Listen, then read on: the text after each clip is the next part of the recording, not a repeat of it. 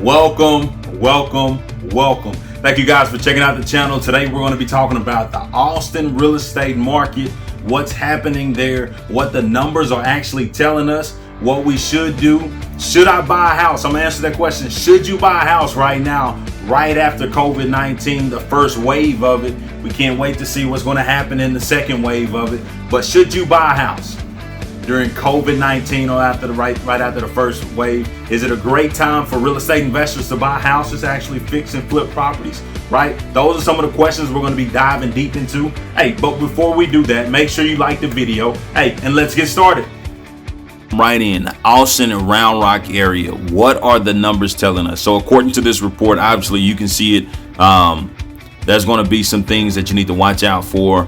The top line is going to be residential. That's going to include single family, condo, and townhome. And below that, it all breaks it down on a scale so you can see exactly what's happening with those particular sales and all that good stuff. So with that being said, let's dive right into it. The residential, the first line, let's see what's going on. As you can tell, sales are down. Closed sales are down in Austin, 29%. year over the year. So that means just based on last year, May market is down 29%, which is huge.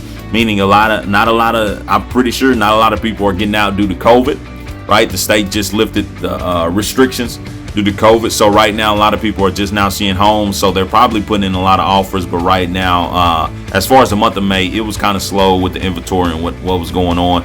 Dollar volume, obviously that goes down with the sales going down like it did. So that's to be expected. Now we jump right into the average price. Look at that, you guys. Average price is $405. Year to date, $400. So it is a better than year to date. But with that being said, last year houses were a little bit more.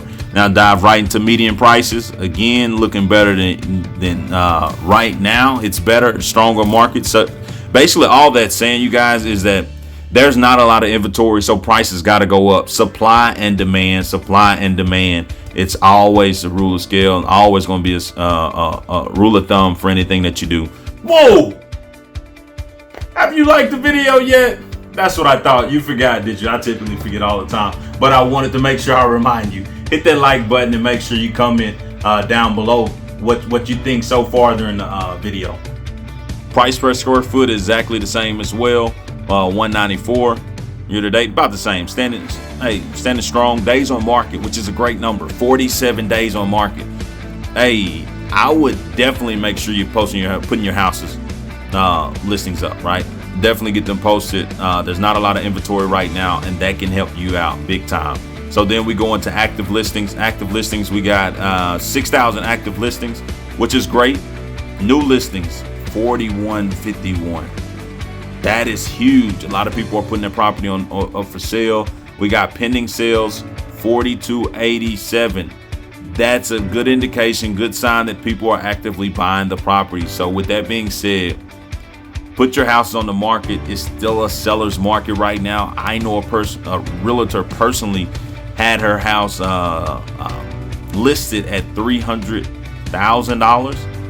And they signed a contract for $350,000, meaning she had sold it $50,000 more on the MLS, which is definitely a great technique that she used in the sales process and got more out of her sellers. But ultimately, houses are flying off the shelf in Austin still. The inventory is less than 2 months, by far the best in any market in Texas. So people are still looking to buy purchase homes. Right now, I don't know if that's because people haven't lost a job. I don't know what that's from, but right now it's a telltale sign that people are buying, which that's really the only thing we care about. Are people buying? And yes, they are. Not a lot of inventory on the market, and houses are flying off the shelf. Months of inventory, as you can see, is 2 months. That's it, unless you go down to condominium and then you got 3 months. But outside of condos, everything, townhouses are 3 months, and single family is 1.9. So that's 2 months of inventory, which is great. Looking to see what these pending sales at 4,000, what they're going to actually look like, because essentially with 4,000 pending sales, obviously nobody with furloughs can actually purchase a house moving forward, or anybody that took the forbearance from their mortgage, they can't purchase the house as well. So a lot of those buyers have been cut out. So I can't wait until the June numbers are out and we can see exactly how many deals close out of those pending sales. That's going to be a great indication of what's moving forward. But right now, it looks like Austin's on the rebound. Don't look like they really ever dipped, to be honest with you, outside of people just being afraid to put their house on the market for COVID. So great signs for the Austin market. I would be excited if you guys were actually a realtor is an opportunity to purchase homes. If you're just an end buyer looking to purchase a house in Austin, what can you expect? A lot of competition. Not a lot of people are selling their houses right now. Not a lot of days on market, so a lot of these sellers are probably holding on to where they are just because they know the right person to come along and offer them that money. So hey, like I always say, if you love it, go ahead and make love to the house. Do whatever you got to do to make sure you get it. But if you're not quite in love, hey, just keep going to the next one. But what can I say? As soon as these properties are getting on the market, you're going to see an influx of offers before people even show up, just because that's what happens when you don't have a lot of inventory. When you have less than 2 months of inventory, you get a ton of offers before homes even are open to show. So with that being said, that's what you can expect. As far as an investor, what can you expect? Man, prices are holding steady. Prices are holding steady in marketing. You see is a demand there. Not a lot of inventory. Definitely a great time to buy, like it's been for the last 10 years in Austin. I can't remember a bad time in Austin. But with that being said, man, it's a hot market right now. The best market that I can tell by the numbers of any. And hope you guys saw value in this video. Let's get it. Keep winning. Boom. There you have it. Those are the numbers for the Austin real estate market.